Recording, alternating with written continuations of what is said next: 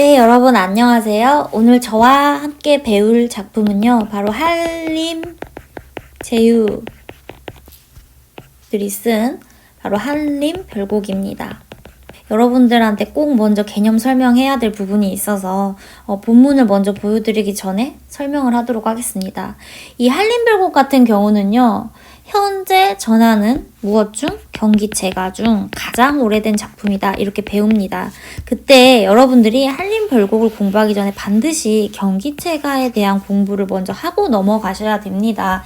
경기체가는 고려시대 문학의 한 갈래입니다. 자, 그런데 여러분이 알다시피 우리가 고대가요 배우고 향가 배우고 그 다음에 고려 때가 되면 가장 중요하게 뭘 많이 배우나요? 네, 고려 가요를 배웁니다. 이 고려가요 같은 경우는요, 일반적인 평민들이 불렀던 노래라고 생각을 하면 됩니다. 이때 고려가요와 대조되는, 그 다음에 대비되는 그런 갈래가 바로 경기체가다라고 생각하면 됩니다. 경기체가 같은 경우는요, 한문학에 능한 신진사대부들이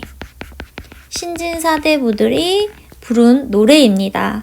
그랬을 때 우리가 경기체가가 양반들에 의해서 불러졌기 때문에 뭐가 많을 수밖에 없을까요? 우리말보다는 당연히 한자가 많을 수밖에 없습니다. 이 신진사대부 같은 경우는요, 말 그대로 신진, 새로운 세력의 양반들입니다. 그러면 새로운 세력 같은 경우는요, 패기도 있고 또 뭔가 기존의 양반 세력보다 자기들이 잘난 거를 좀 보여주고 싶어 했어요.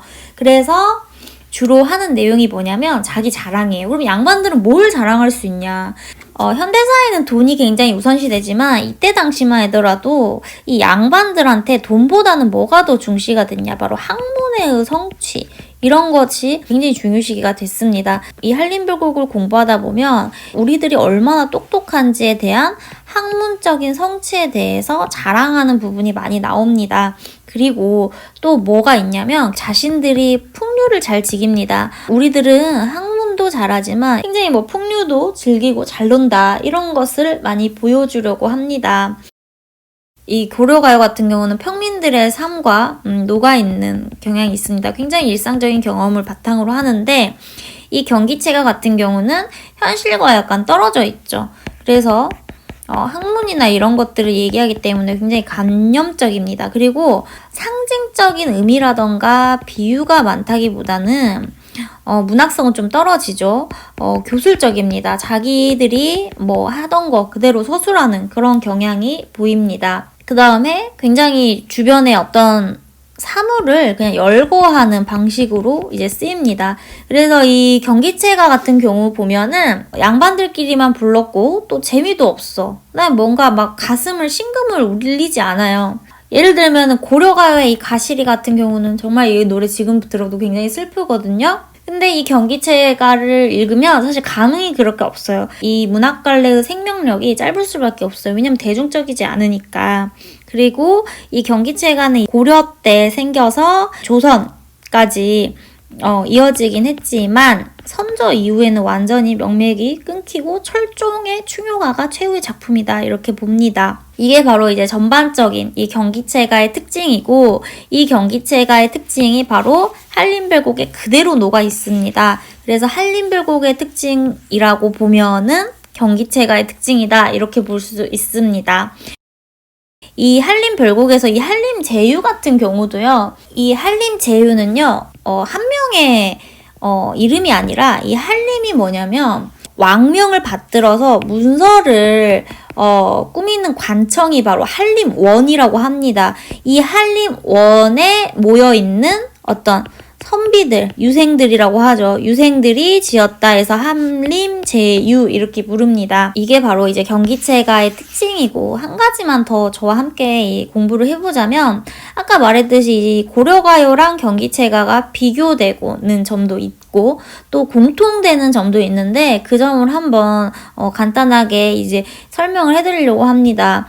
이 경기체가 그 다음에 고려가요 모두 다 고려 시대의 노래였기 때문에 공통점을 가지고 있는데요. 그게 바로 뭐냐면 세 글자, 네 글자의 음수율을 공통적으로 가지고 있습니다. 이건 이제 세 단위로 끊이기 때문에 삼음보 율격이 됩니다. 그래서 이 경기체가 자체도 사실은 그 전에 있는 향가, 그 다음에 고려 말부터 지금 현대까지 있는 시조에 여기에 명맥을 잇는 그런 계승의 역할을 했다 이렇게 봅니다. 그 다음에 고려 가요도 연이 나눠지는 분연체 형식이라고 같이 배웠죠.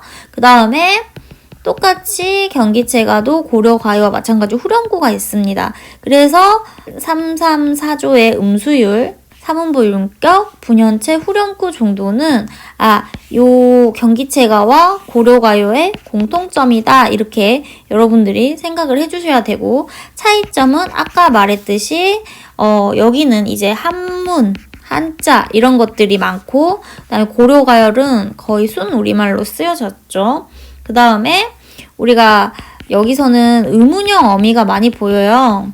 갈래 이름도 위 경기 어떠하니 있고 이 후렴구가 많이 나오는데 거기에 경기라는 말이 많이 나와서 경기체가 이렇게 붙였거든요. 고려 가요 같은 경우는 의문형 어미보다는 자신의 감정을 그냥 말하는 평사형 어미가 더 많이 나옵니다. 사실 우리가 배우는 이 경기체가 자체가 한림불곡이 거의 유일하기 때문에 여러분들이 이 의문형 어미라고 했을 때 뭐 전부 다 의문형 어미가 있나요 없나요 이걸 찾을 필요가 없고 의문형 어미가 두드러지게 쓰인다 이 정도만 알고 계시면 될 것 같아요.